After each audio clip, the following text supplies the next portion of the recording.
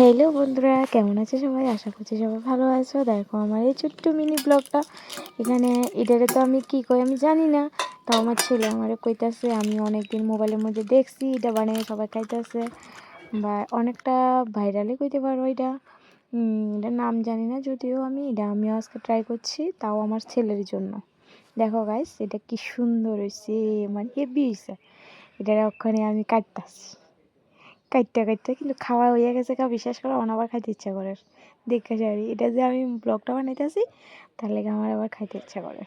আর তোমরাও যদি মনে করো যে এটি বানিয়ে বাড়িতে ট্রাই করে খাইতে পারো। চিপসের প্যাকেটের মধ্যে আমি এখানে দিছি একটু পেঁয়াজ কুচি, একটা চিপস, আর দিছি একটু ম্যাগি, 2টা ডিম, আর একটু লবণ, আর একটা ম্যাগির মশলা দিয়া গুল্লা গরম জলের মধ্যে মানে বসাই দিছি। বসাবার পরে এটা খাবার না যা মতো বসাইছিলাম। বসাইয়া দেওয়ার পরে 15 থেকে 20 মিনিট পরে এটা নামাইবার পরে দেখি তো অসাধারণ খাইতে। তোমরাও বাড়িতে ট্রাই করো।